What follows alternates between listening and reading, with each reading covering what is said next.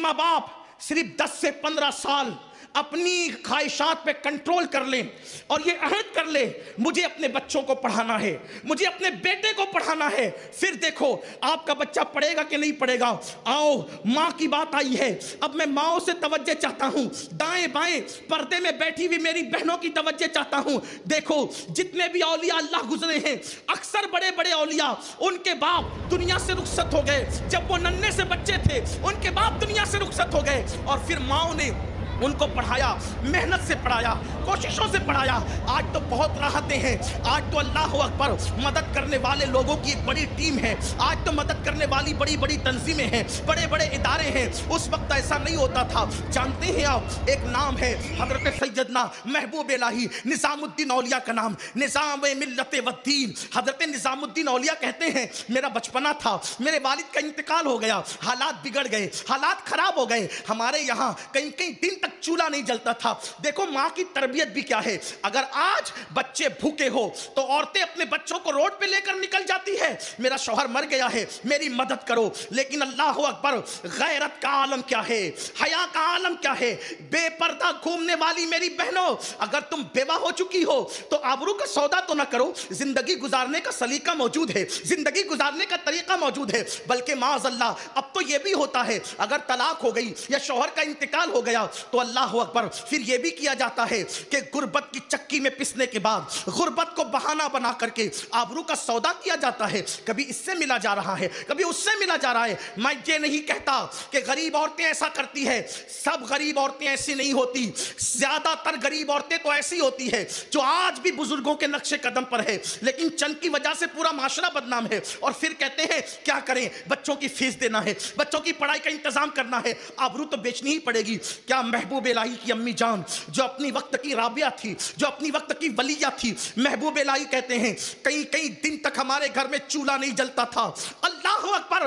لیکن ماں کبھی میری یہ نہیں کہتی تھی کہ نظام الدین ہم فاقہ کریں گے, ہم فاقے سے رہیں گے. واللہ جب فاقے کا دن آتا تھا تو میری ماں کہتی تھی بیٹا نظام الدین آج ہم اللہ کے مہمان ہیں. جب ماں کہتی تھی کہ اللہ کے مہمان ہیں میں سمجھ جاتا تھا کہ آج فاقہ ہے. جب کئی دن تک کے کھانا مسلسل ملتا اور ماں کے جملے میں اتنی لذت تھی آج ہم اللہ کے مہمان ہیں, آج ہم اللہ کے مہمان ہیں.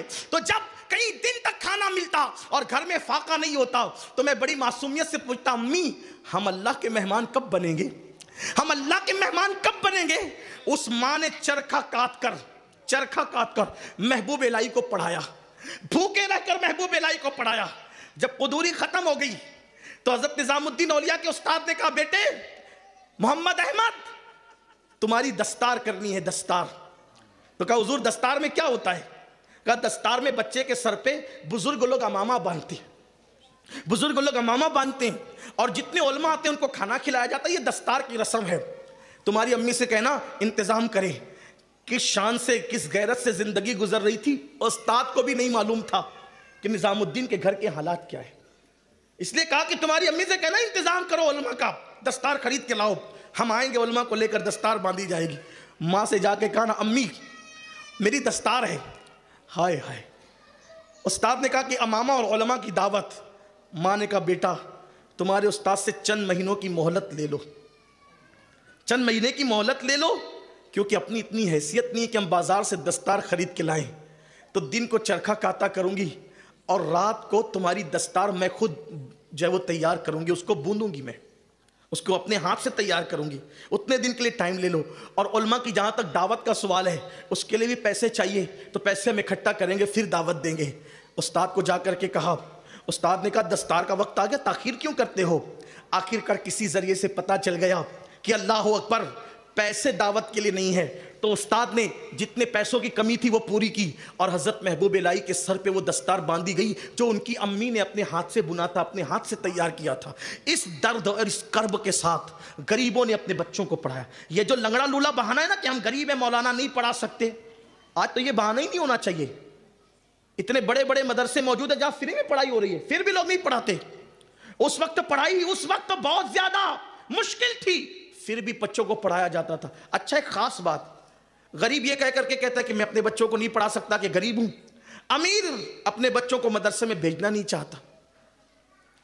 جبکہ تاریخ یہ ہے تاریخ کہ غریبوں نے بھی اپنے بچوں کو پڑھایا اور امیروں نے بھی اپنے بچوں کو پڑھایا۔ ناظرین کرام، ابھی آپ نے سید امین القادری صاحب کی زبانی بڑا ہی نصیحت آمیز بیان سماعت کیا کہ آپ آدھی روٹی کھائیے لیکن اپنے بچوں کو ضرور پڑھائیے، اپنے بچوں کو دنیاوی تعلیم دینے سے پہلے ان کو دینی تعلیم ضرور دیجیے۔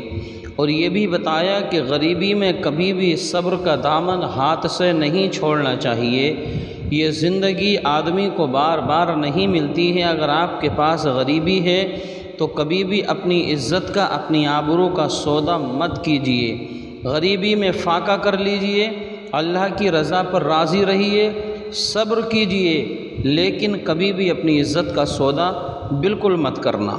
اسی طرح کے اور واقعات اور بیانات سننے کے لیے چینل کو سبسکرائب کریں، بیل آئیکن کو دبائیں تاکہ اگلے آنے والی ویڈیو کا نوٹیفیکیشن ترنت آپ کے پاس پہنچ جائے۔